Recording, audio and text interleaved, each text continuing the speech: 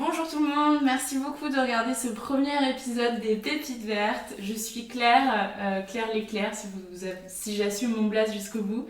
Je suis très contente de vous accueillir sur ce premier épisode des Pépites Vertes. Et avant de vous présenter mon invité du jour, je vais juste représenter un tout petit peu le concept des Pépites Vertes et pourquoi est-ce que j'en suis venue aujourd'hui à vouloir vous présenter ces jeunes au parcours inspirant. Hello! J'arrive du futur pour vous éviter 5 minutes de malaise où on est en grand angle, je raconte ma vie et mon parcours et les pépites vertes avec mon invité qui ne sait plus où se mettre à côté. Moi c'est Claire, j'ai 25 ans, j'ai diplômé de Sciences Po Paris, j'ai fait des études en communication et en innovation numérique et pendant ma dernière année de master, j'ai eu la chance de pouvoir passer par une école d'ingénieur qui s'appelle Télécom Paris.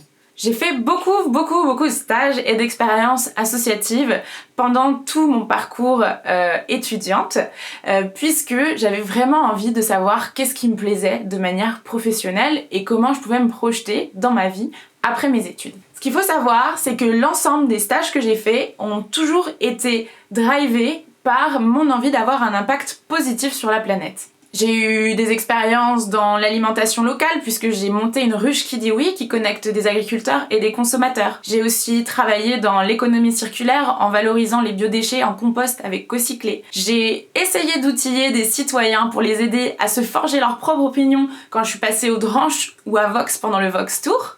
Et puis plus récemment, je travaille à Change Now pour essayer de structurer et d'accompagner tout cet écosystème de l'impact positif et les aider à trouver les ressources dont elles ont besoin. Tout au long de mes expériences, comme je suis pas une fille très discrète, j'en ai beaucoup parlé sur mes réseaux sociaux, et c'est ce qui a fait que pas mal de gens sont venus vers moi pour me poser la question « mais comment t'as trouvé ta voix ?» Et en général, à chaque fois, je leur réponds par d'autres questions du style « qu'est-ce qui te plaît ? Qu'est-ce qui t'anime ? Qu'est-ce que t'as vraiment envie de faire là demain ? On imagine t'as une baguette magique. Où est-ce que t'es fort ? Pourquoi est-ce que tes amis ils viennent vers toi ? Bref, autant de questions que j'ai décidé de réunir dans un article cet été pour le publier à la rentrée, qui a super bien marché, ce qui m'a fait dire vraiment qu'il y avait un énorme sujet pour notre génération de se dire en fait, on est conscient qu'on a 10 ans pour changer le monde, et encore, on disait ça il y a 2 ans, donc je crois qu'on est plutôt rendu à 8-7 ans pour changer le monde. On fait attention dans notre consommation, on signe des pétitions, on va dans la rue, mais juste là, on est en train de faire nos études, qu'est-ce qu'on fait après ? Et quand on arrive à se poser ce genre de questions, ça veut dire qu'on a le choix. Déjà, c'est pas donné à tout le monde d'avoir le choix. Mais quand on a ce choix, alors je pense que ça veut dire 2 choses. La première, c'est qu'on a une responsabilité, parce qu'on va trancher, et on va mettre notre énergie à contribution d'un projet. À nous de savoir s'il a un impact positif ou pas. La deuxième, qui est plutôt cool, c'est qu'on a du pouvoir, et qu'on va pouvoir envoyer des signaux très forts aux recruteurs et au marché du travail tel qu'il existe aujourd'hui. Si on décide que l'indicateur de l'impact et du sens et de l'utilité entre dans notre manière de choisir nos boulots, alors on n'aura pas d'autre choix que de transformer la manière dont les recrutements se font. En face de ça, évidemment, on va avoir besoin de recruteurs qui s'engagent et qui, de plus en plus, proposent des opportunités. C'est la raison pour laquelle j'ai décidé de lancer les Pépites Vertes, pour vous montrer toutes les opportunités qui existent aujourd'hui pour bosser dans la transition directement après ses études. On va avoir des profils qui travaillent en ONG, des profils qui travaillent en politique, d'autres qui ont monté leur entreprise, d'autres qui travaillent dans le milieu associatif, dans les grands groupes. Et l'objectif, en vous présentant ce spectre, ça va être de vous montrer que, à un endroit, il y a une place pour vous. C'est vrai. Je pense que les pépites qui vont venir vous raconter leur job pourront vous orienter et vous inspirer et peut-être vous encourager à chercher un job dans la transition directement après vos études sans passer par la case qui paraît presque obligatoire des 5 ans où je travaille dans un job qui ne me correspond pas jusqu'à ce que je fasse un burn-out et que je devienne boulanger. No offense les trentenaires qui me regardent. Bon, bref. Assez parlé de moi, maintenant je vous propose qu'on retourne dans le passé pour écouter la première pépite que j'ai invitée parce que, à mes yeux, elle est un peu particulière et vous allez vite découvrir pourquoi. Bonjour Sarah, bienvenue. Merci Claire pour l'invitation. Donc Sarah, je vais te présenter rapidement avant qu'on puisse rentrer dans le cœur du sujet de la discussion. Tu as aujourd'hui 23 ans, tu es originaire d'une superbe bourgade du Maine-et-Loire qui s'appelle Segré. Exactement. Tu as fait une terminale S et puis ensuite tu as fait à peu près tous les salons d'orientation du Grand Ouest de France et de Navarre pour finir en prépa agro-veto qui s'appelle BCPST à Angers. Ensuite, tu as pivoté, tu es partie en IUT, et puis de l'IUT, tu as passé les concours pour être prise en alternance à l'agro. Tu as été prise à l'agro de Toulouse qui s'appelle l'ENSAT, en alternance. Et en parallèle de cette alternance, tu as décidé, parce que tu t'ennuyais un petit peu, de monter un projet entrepreneurial qui s'appelle l'école d'agroécologie voyageuse. Tu nous en parleras. Et là, tu es en train, parce que du coup, ça fait quand même pas assez, tu es en train de réfléchir à comment reprendre la ferme de tes grands-parents, qui sont aussi mes grands-parents. C'est la petite surprise de la vidéo. Je vais finir sur ça. Donc, d'autres choses à savoir sur toi, tu es ma sœur et tu ne débarrasses jamais la table. Est-ce que tu as des choses pour commenter cette présentation? Est-ce que tout va bien? Oui, mis à part à la fin, mais ça on y reviendra plus tard. C'est à peu près ça. C'est un parcours qui s'est vraiment fait au fur et à mesure et du coup c'est un peu ce qui fait qu'aujourd'hui j'ai plusieurs projets, mais j'ai eu beaucoup de phases de questionnement aussi tout au long de ce parcours-là, quoi. Ok, bon, je t'ai bien présenté, ça tombe bien, ça aurait été un petit peu gênant autrement vu que je vis avec toi depuis 23 ans. Ok, génial. Juste pour vous dire comment va se dérouler cette discussion, il y aura 3 grandes parties. La première, c'est la partie parcours, formation. Comment est-ce que du collège, lycée à où tu en es aujourd'hui, tu as fait tes choix. Une deuxième partie sur le fait que tu as entrepris, en parallèle de tes études. Donc, qu'est-ce que c'est qu'entreprendre en parallèle de ses études? Et puis, une troisième partie sur le fait que toi, tu as envie de devenir agricultrice. Tu as 23 ans, on est en 2020 et tu as envie de devenir agricultrice. Pour certains, ça peut paraître un peu genre bizarre. Du coup, j'aimerais beaucoup qu'on revienne sur cette partie-là. Et évidemment, à la fin, on prendra tes conseils, puisque c'est certain, tu en as plein, puisque je t'ai demandé d'en préparer.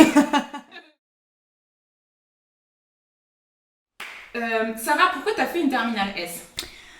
Oula, j'ai fait une terminale S parce que chez ma classique, je savais pas trop quoi faire. J'aimais la bio, j'aimais en même temps l'italien. Il y avait beaucoup de choses que j'aimais, mais je savais pas trop vers quoi me tourner. Et du coup, j'aimais un peu classique où on t'oriente vers une terminale S sans savoir vraiment ce que tu vas faire derrière. Et puis j'avais quand même une petite idée de faire veto, donc voilà, je me suis orientée là-dedans sans trop de conviction, mais ni appréhension, quoi, on va dire.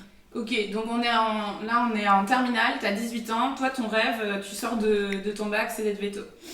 C'est d'être veto, mais en même temps je suis pas sûre de moi, du coup j'ai quand même fait beaucoup de forums, savoir est-ce que un G ça me plaît, est-ce que si ou ça, et au final je suis restée sur mon idée de base qui était donc d'être veto plutôt en milieu rural. Donc, veto, juste je reprécise, on dit veto mais c'est vétérinaire. Mais... Oui, voilà. Oui, c'est vrai. D'accord, oui. Veto vétérinaire, du coup, rural, donc plutôt en campagne. Ouais. Et voilà, donc je me suis dit, qu'est-ce que je vais faire et voilà, pardon, j'ai claqué dans mes mains, il faut pas, je vais arrêter. En même temps, il y avait aussi un petit truc avec le cheval aussi. C'est pour ça que tu me... Oui, mais pas que ça, je sais pas, j'aimais bien la campagne, j'aimais bien soigner des animaux. Ça va être long. T'arrives en prépa, agro-veto, BCPST, vous êtes combien dans la classe? Comment tu décrirais ton année de prépa? Le mot qui décrit cette année, c'est dissonance, grosse dissonance de cette formation avec mes valeurs, que je connaissais pas forcément à la base, c'est les valeurs que j'ai aujourd'hui. Mais non, pour moi, c'était pas du tout cohérent avec ma façon de fonctionner. Former des gens avec uniquement un aspect...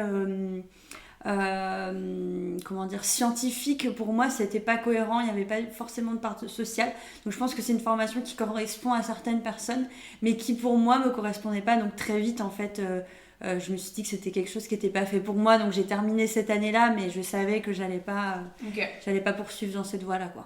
Et alors, personne ne connaît trop cette parallèle entre la prépa et l'IUT. Comment ça marche? En fait, en prépa, on a des questions d'équivalence. Donc, en fait, si on arrive à terminer notre année, on a donc des équivalents ECTS comme dans beaucoup de formations. Et avec ça, on peut aller se postuler dans d'autres formations, dans des facs, dans des IUT, etc. Okay. Et du coup, j'ai fait un DUT génie biologique option agronomie. Et là, j'ai revécu, ça se dit? Revécu, voilà, je vivais à nouveau. Okay.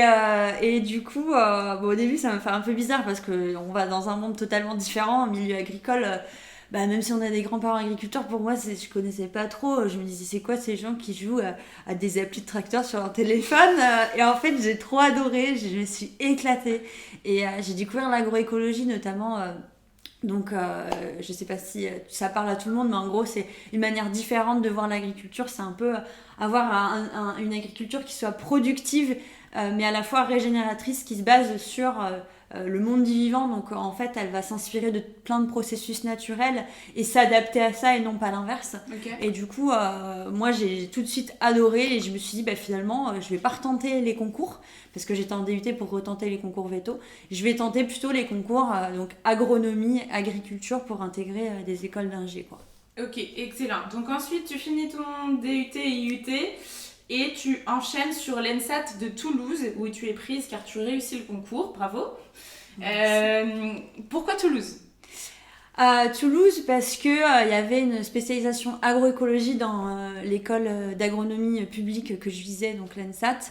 Je savais que c'était aussi une école où il y avait quand même une part importante qui était accordée à l'écologie, des normes ISO 14001 qui étaient dans l'école, des pôles vraiment d'étudiants impliqués là-dedans. Donc pour moi, c'était vraiment clair, net et précis que je voulais intégrer cette école.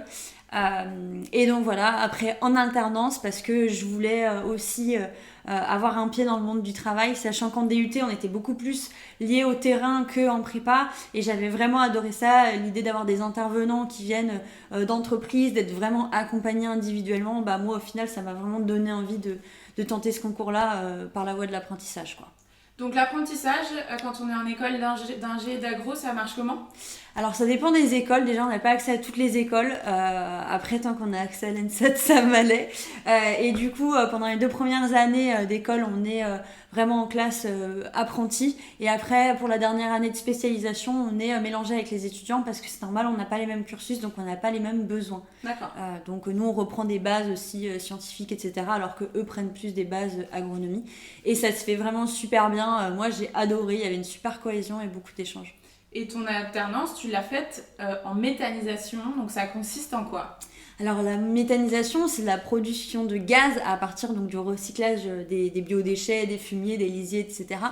Et en fait, moi j'ai fait mon alternance là-dedans parce que je cherchais une thématique agroécologique, et donc là on est sur le recyclage des déchets, la production d'énergie locale. Donc voilà, après c'est un sujet qui est très complexe, qui a diverses controverses ou des choses comme ça, mais je trouvais ça aussi vachement intéressant parce que ça m'a permis pendant 3 ans d'appréhender ce sujet-là et d'avoir un pied aussi dans le milieu agricole et dans les énergies renouvelables en agriculture. Top. Est-ce qu'il y a quelque chose que tu veux dire en plus sur cette partie parcours ? Peut-être que simplement la voie de l'apprentissage, c'est pas toujours évident de trouver une alternance. Moi je sais que j'ai beaucoup galéré, donc il faut pas désespérer, il faut utiliser tout le réseau, LinkedIn, tout ça, et n'hésitez pas à contacter des anciens élèves pour essayer de voir qu'est-ce qui vous plaît. C'est pas toujours le premier, l'alternance ce sera pas forcément votre métier de rêve, comme moi ça a été le cas, mais c'est super important de trouver une entreprise et vous apprendrez toujours des choses dedans. Ok, excellent, merci pour ce parcours. Donc un parcours un peu en zigzag, tu as fait plein d'expériences, plein de formations différentes, et chacune t'a peut-être apporté de manière complémentaire des choses sur la personne que tu es aujourd'hui, prête à travailler dans le monde professionnel. Exactement. Bon, top, on est bon pour notre première partie. C'est parti pour la deuxième partie de cet entretien exclusif. Tu as monté en parallèle de tes études à l'ENSAT, l'école d'agroécologie voyageuse, l'EAV. Est-ce que tu peux déjà nous présenter ce que c'est que l'EAV ? Oui. Alors l'école d'agroécologie voyageuse, c'est en fait un accompagnement d'1 an où on va en fait former les futurs paysans-paysannes ambassadeurs et ambassadrices de l'agroécologie en fait à aider les agriculteurs dans des projets tout en apprenant justement le métier en fait d'agriculteur-agricultrice entre guillemets. Ok, donc ça se concrétise comment ? Ça s'est monté comment en fait ? Reparle un peu du début du projet ? Oui, alors en fait, c'est parti. Moi, je devais aller faire un stage à l'étranger et je savais pas trop dans quelle ferme aller parce que c'est vrai que quand on est jeune, on a envie d'aller dans des fermes innovantes, dans des fermes, enfin de mon point de vue agroécologiques, mais c'est pas toujours celles qui sont les plus accessibles ou qui communiquent le plus, même s'il y en a qui communiquent dessus. Ouais. Et du coup, j'ai eu besoin d'un petit coup de pouce d'une fille qui s'appelle Ophaline Lisiac et qui avait monté donc les agronomes avec un grand H et du coup je l'ai contacté, ça a tout de suite matché entre nous et en discutant, en allant dans des fermes ensemble. Moi je suis partie au Canada, en Italie où j'ai découvert plein de nouvelles techniques. Je me suis dit mais en fait c'est complètement ça qu'il faut, c'est recréer du lien entre des jeunes qui veulent s'installer et des paysans qui sont déjà en exercice et qui ont souvent besoin d'aide aussi pour faire une transition au sein de leur système. Du coup, l'idée, elle est venue de là et on s'est dit il faut qu'on monte une formation d'1 an, enfin un accompagnement d'1 an pour créer de la synergie entre tout ça. Et susciter des vocations aussi parce qu'on a trop peu d'agriculteurs qui vont s'installer face aux nombreux départs en retraite qu'il y a. Et si on veut toujours être résilient d'un point de vue alimentaire, c'est super important d'axer sur ces métiers-là aussi. Est-ce que vous avez lancé le projet et les étudiants ont répondu présent ou juste c'était un truc dans votre tête et en fait il n'y a personne qui a postulé En fait, c'est un projet où on a beaucoup de soutien parce que c'est vrai que ça a du sens aujourd'hui. Il y a beaucoup de jeunes aussi qui nous contactent en disant j'aimerais bien m'installer mais j'ai pas forcément la formation pour, je sais pas comment faire. Et au final, ce qui fait qu'on avait 15 places de disponibles pour cette première année de lancement et on avait plus de 90 demandes sur notre site internet, etc. Donc on sait qu'il y a besoin d'accompagner ces jeunes-là qui sont un peu perdus et parmi tous les étudiants qu'on va accueillir, ils sont tous super motivés et souvent ils disent ça y est, je suis reboostée, j'ai trouvé enfin un sens à mon installation ou à quelque chose comme ça. Et des agriculteurs qui au contraire sont super contents aussi d'accueillir des jeunes et de voir qu'ils s'impliquent dans un projet particulier et que c'est pas seulement sous format d'un stage où on doit suivre des missions qui sont déjà tracées et l'idée c'est aussi de s'adapter au contexte qu'il y a dans ces fermes-là. Ok, donc je vais être un peu provocante volontairement. 15 étudiants, c'est peu.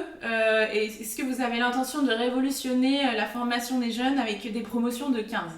Alors déjà, il faut savoir que jusqu'ici, moi, c'était quelque chose que je faisais en bénévolat parce que j'avais un contrat de 35 heures dans la coopérative en alternance. Donc Opaline, elle est déjà à fond sur le travail depuis déjà 2 ans. Mais on peut pas, pour l'instant, toucher plus de 15 personnes pour une année de lancement, sachant que c'est vraiment un accompagnement personnalisé. Donc l'idée, c'est justement d'être à 2 pour 15 étudiants pour les aiguiller au mieux.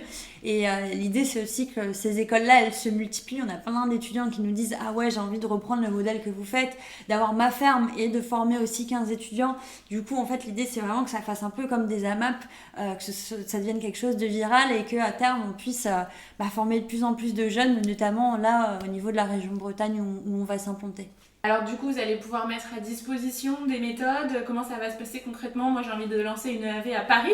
Paris, c'est vraiment l'endroit où on peut bien apprendre l'agriculture responsable. Comment ça se passe ? Je vais sur Internet, il y a un MOOC Pour l'instant, non. Donc pour l'instant, on est vraiment focus sur le lancement qui est donc le 5 octobre. Donc ça va vite venir. Et du coup, moi, mon rôle sur l'année, c'est justement de travailler sur ce modèle, sur un modèle qui soit duplicable et avoir vraiment un peu un mode d'emploi, des intervenants type à contacter, qu'est-ce qu'une semaine type, un emploi du temps, comment accompagner les jeunes tout au long de leur parcours dans les fermes ensuite, parce que pendant 8 mois ils partent dans des fermes, il faut les suivre à distance. L'idée c'est vraiment là d'avoir 15 étudiants, mais d'ici 2030, si on peut avoir vraiment une grosse multiplication des EAV, notre objectif c'était de former 5000 jeunes paysans ambassadeurs de l'agroécologie, parce qu'on sait qu'il y a énormément de demandes, que ce soit de la part des licences pro, des BTS, des ingés.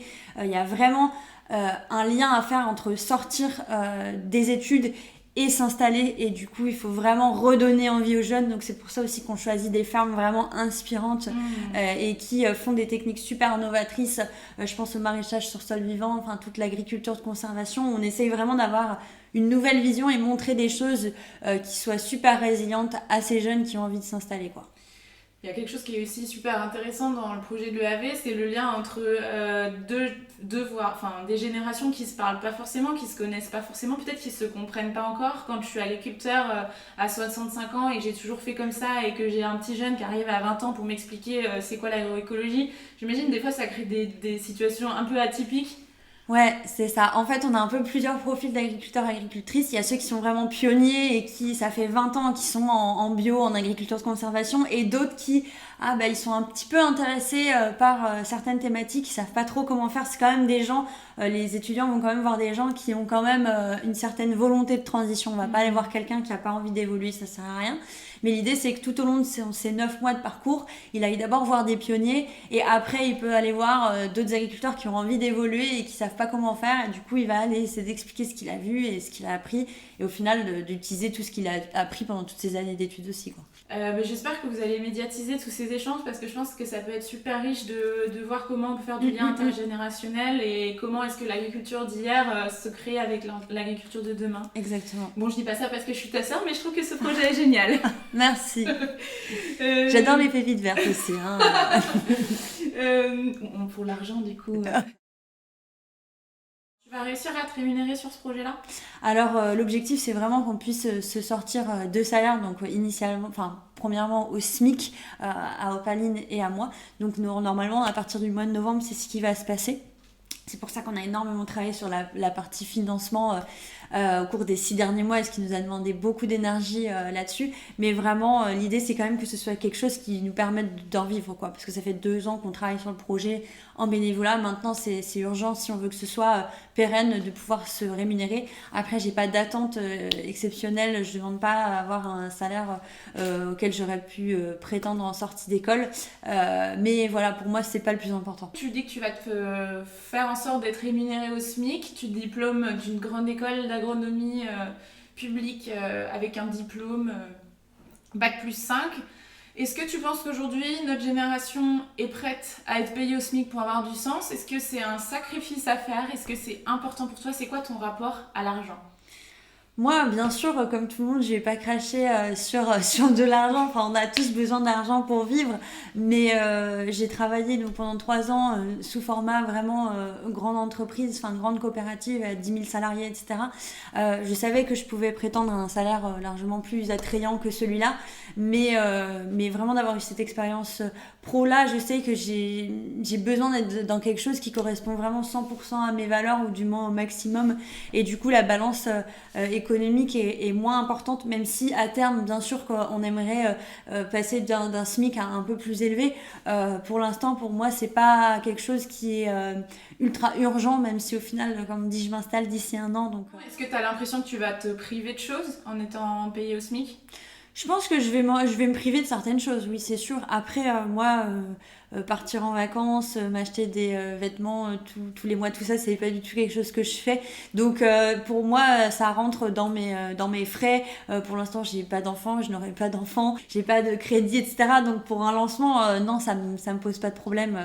Ce sujet de la rémunération, j'essaierai de l'aborder à chaque fois parce qu'on va se rendre compte quand même que les jobs dans la transition sont moins payés, c'est un fait, que les jobs dans les grands groupes ou dans les grands cabinets de conseil. On va se demander pourquoi et on va se demander quel rapport on a à cette question de la rémunération pendant tous ces épisodes. Je pense qu'on arrive à notre épisode, notre partie 3, donc on va pouvoir clapper pour la partie 3.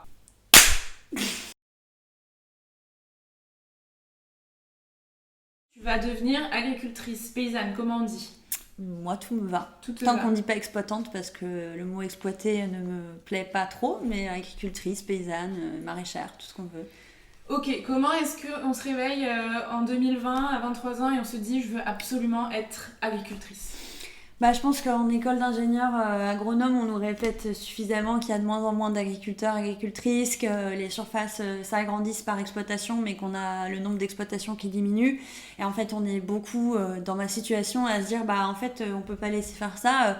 Mais vu qu'on donne pas du tout envie aux jeunes de s'installer, parce que les images qu'on montre, c'est le suicide des agriculteurs, ils gagnent rien, etc. Ce qui est malheureusement la vérité.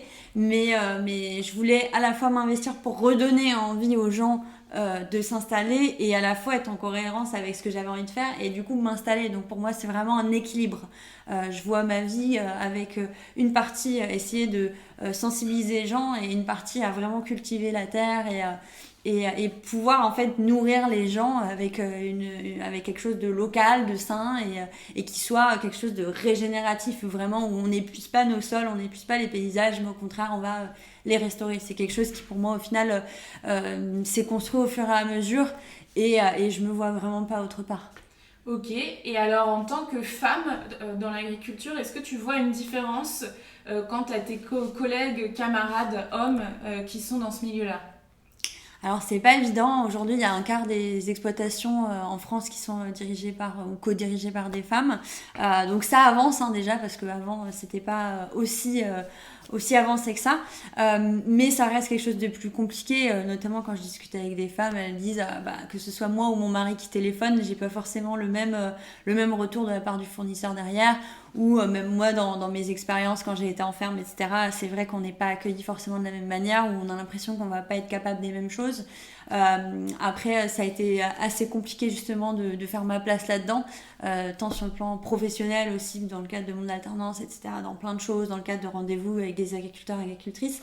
Mais au bout d'un moment, on peut plus s'écraser. Et moi, il y a un moment où j'ai explosé et où je me suis dit, en fait, non, j'en suis capable. Je sais conduire des tracteurs, je sais passer ma journée dehors.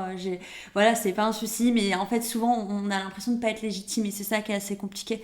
Et j'ai la chance d'avoir beaucoup de gens qui m'encouragent. Et du coup, c'est ce qui me donne la force de le faire. Et surtout, j'ai vraiment envie de prouver que c'est possible et de montrer à plein d'autres filles aussi qu'il faut y aller, il faut oser. Et d'ailleurs c'est assez drôle parce qu'il y a beaucoup de filles qui nous contactent pour l'école d'agroécologie voyageuse parce qu'en fait elles n'arrivent pas toutes seules et du coup je pense qu'il faut vraiment encourager ces gens-là à passer le cap. On est en train de terminer cette vidéo. Merci beaucoup pour tout ton temps, Sarah. Est-ce qu'on pourrait finir sur quelques conseils, peut-être à l'attention des gens qui nous regardent? Le conseil que je donnerais, c'est surtout ne pas baisser les bras et essayer vraiment d'aller chercher des nouvelles choses à chaque fois, tant que vous vous sentez pas à votre place, parce que c'est pas quelque chose d'agréable, je sais, d'essayer de se dire non mais ça doit être moi, je vais évoluer, avec le temps ça va aller mieux, etc. Si vous sentez vraiment que vous n'êtes pas à votre place, il faut pas hésiter, il faut aller essayer d'autres choses comme ce que j'ai fait avec un DUT, une école, voilà, plein d'autres projets, et aller essayer de solliciter des gens parfois qui peuvent vous aider en bénévolat ou des choses comme ça à vous éclairer. Aller rencontrer le maximum de gens dans des forums, dans des assos aussi, même si vous ne voyez pas forcément de travailler dans une asso ou dans quelque chose comme ça, il y a toujours des gens qui peuvent aller vous aider là-dedans et de faire aussi tout ce que tu avais listé dans ton article, quelles sont mes valeurs, qu'est-ce qui est le plus important pour moi, et au fur et à mesure vous allez réussir à cheminer. Pour certains ça prend 3 ans, pour certains ça prend 20 ans, mais l'important c'est que vous trouviez votre voie. Merci beaucoup d'avoir écouté ce premier épisode des Pépites Vertes. Avec beaucoup de bienveillance, j'espère, parce que vous avez pu remarquer qu'il y a des petits micmacs au niveau du tournage, de la luminosité, de la colorimétrie. Bon, je ne suis pas une professionnelle, mais si du coup vous avez des conseils pour que je puisse m'améliorer sur les vidéos qui suivent, franchement, ce sera avec grand plaisir. Si vous avez des questions à poser à Sarah, n'hésitez pas à nous contacter, à laisser un commentaire sur la vidéo ou sur Instagram. Et puis enfin, si vous avez aimé cette vidéo, eh bien alors envoyez-la à des gens qui se posent des questions, qui veulent travailler dans l'agroécologie, des filles qui veulent s'installer peut-être en tant que maraîchère ou agricultrice, ou juste des gens qui se posent des questions et qui ont envie de découvrir des parcours et des profils qui, directement à la sortie d'école, ont envie de travailler dans la transition. Je vous dis, prenez bien soin de vous, on se revoit très vite, puisque dans 2 semaines, sur les Pépites Vertes, j'aurai la chance d'avoir une nouvelle invitée qui s'appelle Camille Etienne. Vous l'avez peut-être vue sur une vidéo en haut d'une montagne, sur un plateau télé ou bien en train de répondre à des dirigeants du MEDEF. Camille sera avec nous en live du Studio Majorel le mercredi 14 octobre, mais d'ici là, je vous aurai donné toutes les informations. Préparez vos questions car on passera un moment avec elle pour en savoir plus sur son parcours. Merci beaucoup et à très vite!